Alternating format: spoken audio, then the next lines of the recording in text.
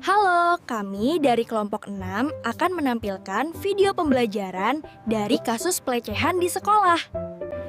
Tahukah kalian, sekolah seharusnya menjadi tempat paling aman bagi setiap individu. Namun faktanya, laporan pelanggaran kesusilaan di lingkungan pendidikan di Indonesia justru menunjukkan peningkatan yang mengkhawatirkan. Kasus seperti ini tidak selalu berkaitan dengan kontak fisik secara langsung. Namun, juga berkaitan dengan relasi kuasa yang membuat korban merasa takut dan tertekan. Dalam kondisi tersebut, banyak korban akhirnya memilih diam karena berada dalam posisi yang tidak seimbang.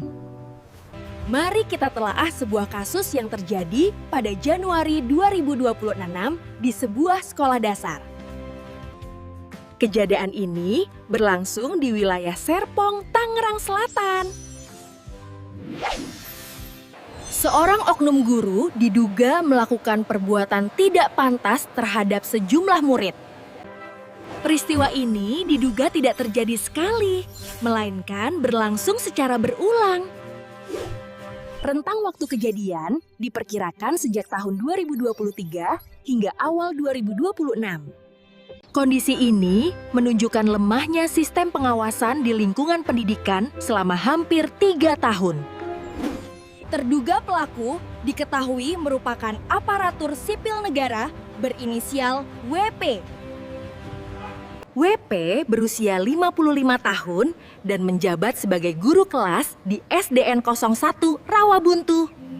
Dalam melancarkan aksinya, pelaku diduga menggunakan pendekatan emosional kepada korban. Selain itu, pelaku juga memberikan hadiah kecil seperti uang saku atau mainan. Hal tersebut dilakukan untuk memengaruhi korban agar mengikuti keinginannya. Tindakan ini diduga terjadi di area sekolah saat pengawasan berada dalam kondisi minim. Kasus ini terungkap setelah orang tua melaporkan perubahan perilaku anak dan dilakukan pendampingan profesional. Hingga awal tahun 2026, proses pendataan menunjukkan adanya sekitar 25 individu anak berjenis kelamin laki-laki yang tercatat dalam kasus ini.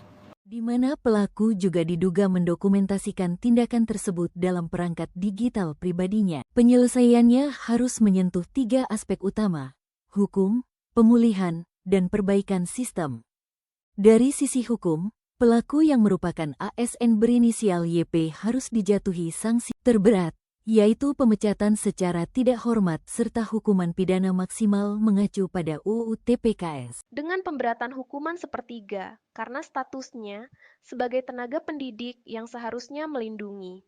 Selain itu, aparat harus melakukan audit forensik digital untuk memastikan dokumentasi korban yang dimiliki pelaku dihapus total agar tidak menjadi ancaman trauma di masa depan.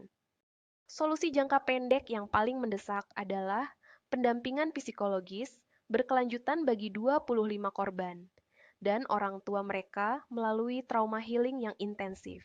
Pihak sekolah juga perlu melakukan evaluasi total terhadap manajemennya karena kegagalan deteksi dini selama 3 tahun menunjukkan adanya pengawasan yang lumpuh. Ruang-ruang kelas yang menjadi lokasi kejadian harus diawasi lebih ketat, misalnya dengan pemasangan CECTVE di titik-titik buta dan penghapusan jam-jam kosong tanpa pengawasan staf lain. Sebagai saran ke depan, sekolah wajib membangun sistem pelaporan yang aman dan anonim, sehingga murid tidak perlu takut nilai mereka terancam jika melapor. Pemerintah dan dinas pendidikan juga perlu menerapkan uji kompetensi psikologis berkala bagi guru untuk mendeteksi kecenderungan perilaku menyimpang sejak dini. Bagi kita sebagai masyarakat, sangat penting untuk menghapus stigma terhadap korban laki-laki dan mulai mengedukasi anak-anak tentang batasan tubuh, body safety, agar mereka berani berkata tidak pada manipulasi atau iming-iming materi dari siapapun.